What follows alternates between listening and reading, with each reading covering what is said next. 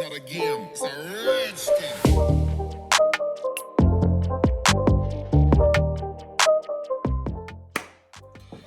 Hello, and welcome back to my channel. If you read the title, then you already know we are about to reveal one of the biggest scams there is. Some of you might have already guessed it, but today we are going to be discussing, drumroll please, the credit industry. Now, I know some of you guys are probably rolling your eyes thinking, I thought she was going to be talking about something. But it's a scam, okay? And I want us to all get the truth of the matter. We have been so conditioned to think that debt is a normal part of life that we don't even question it. So much focus is put on our credit score and having a good credit score that we don't even know what the true indication of wealth is. We don't even realize that the farther we go into debt, trying to reach some pinnacle of a credit score, we're getting farther and farther away from actual wealth. We're getting farther and farther away from what the true American dream really is, and it's not to be in debt. We interrupt this broadcast for a blast from the past. In the beginning. Just kidding.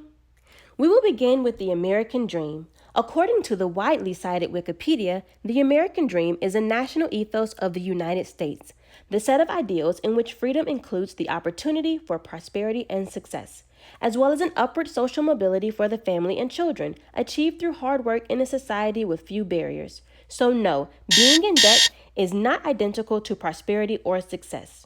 You might ask, isn't the national debt of the United States roughly $24.95 trillion? And the answer would be yes, but I fail to see what that has to do with your choice to remain in debt. Many of you aren't too fond of America's current leader. I don't see you doing anything he says or does. I rest my case. Referencing the Oxford Research Encyclopedia of America, it wasn't until the 20th century that the federal government involved itself in the private credit market. The Great Depression was a major contributor to this decision. For those who slept through history, the Great Depression is the economic crisis that the news compares the COVID economic fallout to. Unemployment was up and the economy was down. So guess how money was made? The government actually took the lead in home mortgages and student loans. A Brookings report from 2015, 5 years ago, states that the federal government profited $135 billion over the prior 10 years from student loan repayments alone. You still wondering why they're so hesitant to forgive our student loans? How did you think they were funding those stimulus checks? I digress.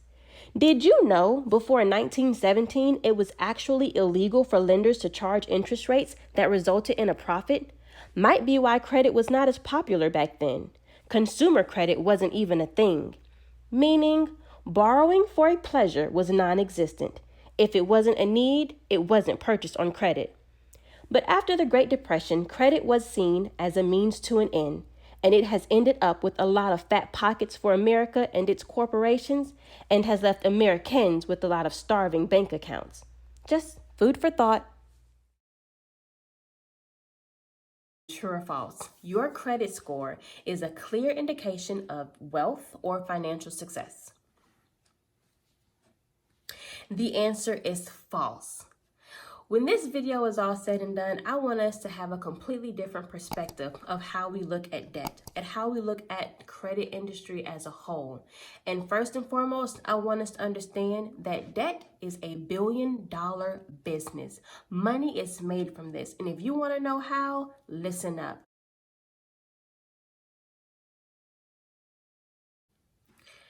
There are a lot of different facets when we start talking about debt. And I don't want this to be a super long video, so I have decided to break this up into 2 parts. And even still, we might not go into everything, and that's why I definitely recommend the comments or even the Facebook page where you are able to just ask whatever questions that we didn't get to cover in the video. So in part 1, we're going to focus on the actual credit industry and how it's marketed to us, and hopefully we can try to be smarter than what they think we are. In part 2, we're going to talk about what credit really is. If we have poor credit, how to improve it. And if we have no credit, to discuss some decent ways to get our credit scores up. And most importantly, we're going to discuss how to get debt-free. Because that is the true goal and the best way, the only way really, to building generational wealth. So when we're told we need this great credit score and this is what we have to do, no one's telling us that in order to get this great credit score, we have to go farther and farther into debt. And we're digging ourselves into debt for what purpose? Like, are we digging for gold? What's under there? What's the big deal about this credit score? So I did a little research and I compiled a list of some actual benefits that I would consider benefits to having a good credit score. Now, mind you, the first benefit does imply that you intend to have credit or apply for more debt. And that's because the first benefit is a lower interest rate. Yes, having a good credit score does lower your interest rate, but let's talk about that, okay? There are 3 things that go into calculating what your monthly bill will be when you're applying for a loan. The first is the loan amount. That's how much you're applying for. That's how much you are borrowing. So if you're going to buy a $1,000 piece of furniture, the $1,000 is the loan amount. Your interest rate is the cost to borrow because, newsflash, it is not free. This is not free money. People are not knocking on your door trying to give you free money. They are knocking down your door because they want you to pay them interest on the money that they are giving you.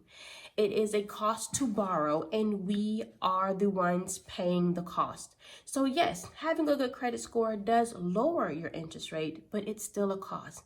You can very easily save the money. Wait, we don't have to be a part of this instant oatmeal society where it has to come quick because this is when we want it.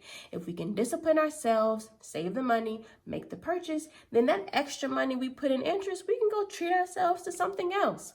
Instead, we buy it now, we pay it over time. Do you know, I'm going to pull up a statement so that we can see. On the statement, it actually shows you how long you will be in debt if you only pay the minimum payment. They're not thinking you're looking for this information. It's there and it shows you. If you only pay the minimum payment, it will let you know how long you're going to be in debt and how much interest you are paying for that little piece of debt. That little bitty piece of debt can cost so much because we just let it sit and we're thinking because we're told you make the minimum payments or you pay a little bit over time. This helps your credit score. But for what? So that you can apply for more credit so you can get a lower interest rate and pay for more? Guys, it sounds like a cycle of nothing good, okay? Now, let's really get into this a little bit more because the interest rate is the cost to borrow and the last piece of the calculation is the loan term.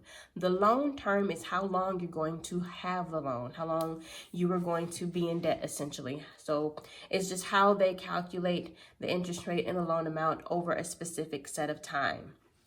Now, why I want to talk about this interest rate is this, because like I said, your credit score is not an indication of your wealth or how well you're doing in life.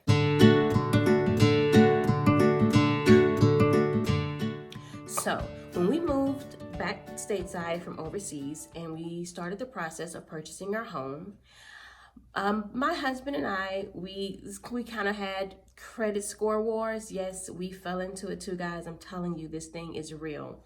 So he has a great credit score, but mine was better. Yes, she sure did. She did that. But what did she really do? Because when it came down to applying for the loan, I had a great credit score. We got a good interest rate. But the loan we could only get because he had the job. Yes, when we came over here, I was on a leave without pay status. So I wasn't bringing in I was not bringing in any income. Nobody is going to loan to you if you don't have the means to pay them back, no matter how good your credit score is.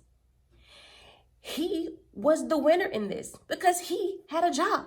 I did not.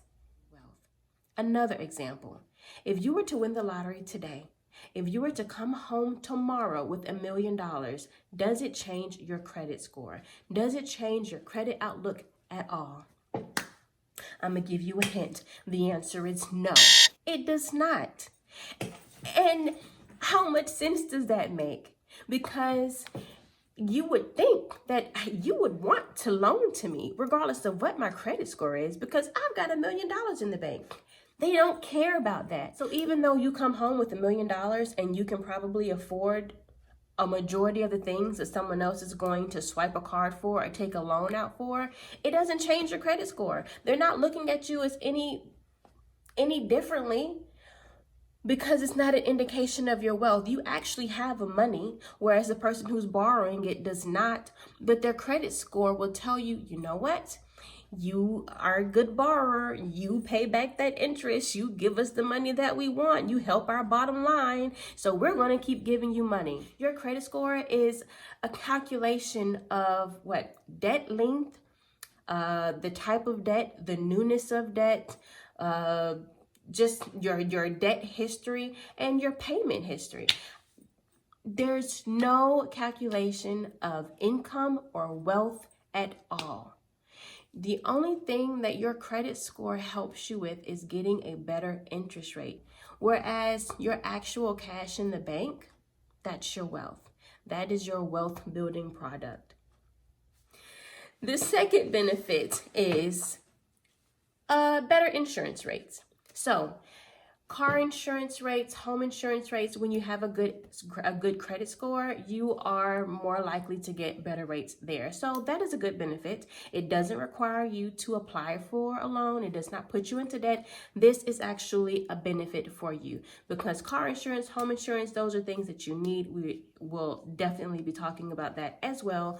But having a good credit score does better your chances at getting good rates on those as well. Another benefit is utilities.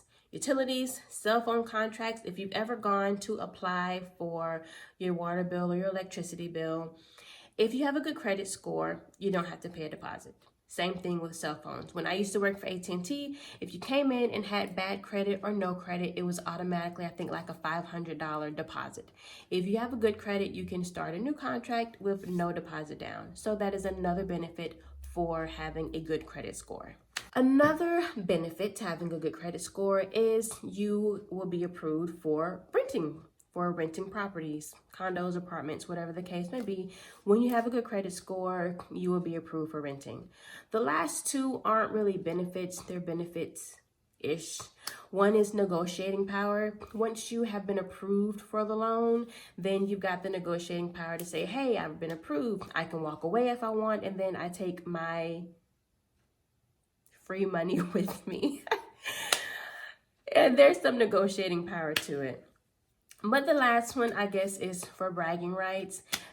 Don't know what it served me. Yay, I bragged that I had a better interest rate, but we couldn't get a house with I had a better credit score, but we couldn't get a house with my credit score and lack of income. Go figure, right? So if we were to Google the benefits of having a good credit score, it would come up the access to loans or credit cards. Those are not benefits. We do not want to get farther into debt. That is what we call a trap. Run, and run fast. Run now. Run, Forrest, run. So guys, what I really want to get across is having a great credit score is not an indication of wealth. If you are already in the credit game like I am, it's not like there are very many of us at this point who have not succumbed to it, then yes, please take your credit score seriously, because it does have implications. But what I don't want us to do is focus so hard on having a good credit score that we dig deeper into debt, because that is not ideal, and that is not how we build generational wealth. All right, guys, one last argument, because I have heard the benefits of having credit cards are tied up in cash rewards. I'm going to make this very quick. If you are paying interest on a card, meaning you are not paying it off before you are paying the interest, but you are getting cash rewards, I highly doubt you are benefiting here. Now, some may say, no, I swipe the card and I get the cash rewards and then I pay it off and I don't pay any interest. There might be a very select few. The reason why I say that is because I too have fallen into that trap. Oh yes, I've got very many experiences. So I am not sitting here talking like I don't know or I'm just against it all. No, I've been there, done that. Yes, sip that tea. The point of the matter is, I had this conversation and I went on and on about if you're paying interest, then the cash reward is a moot point. Then I discovered that I had a card that had a promotional 0% APR, which meant I had a 0% interest rate. So I said, oh, I'm about to beat this system. So I just started swiping and I was paying it off, of course, and I was reaping these cash rewards. And then I got comfortable swiping. It happens. And next thing I know, that promotional 0% APR was no longer there.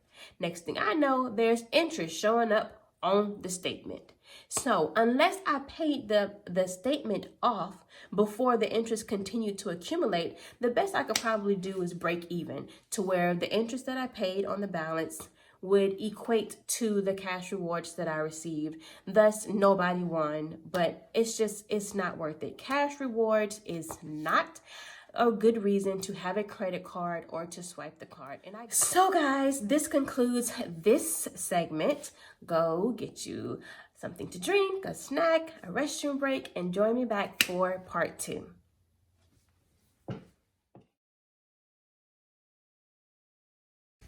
Hi guys, welcome back to my channel. 3, 2, 1. Hi guys, welcome. 3, 2, 1. Welcome back to my channel.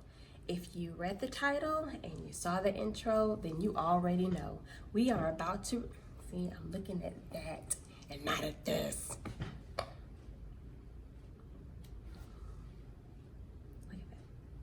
Hello and welcome back to my channel. If you read the title and you saw the intro, then 3, 2, 1. Hello and welcome back to my channel. If you read the title, then you already know. Today we will be revealing one of the biggest scams there is. Some of you might have already guessed it, but there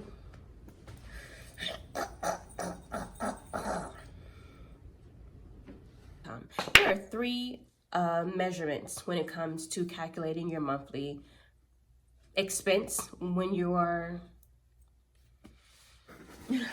Jesus, I feel so defeated.